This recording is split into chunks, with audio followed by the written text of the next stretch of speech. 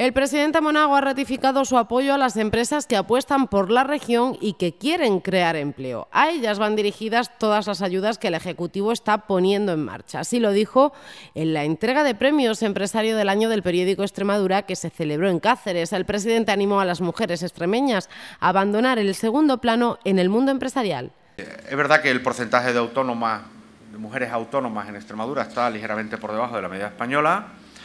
Yo espero que con acciones que también estamos impulsando desde el Gobierno extremeño, acciones específicas para el sector de las mujeres, se incorporen también a ese dinamismo.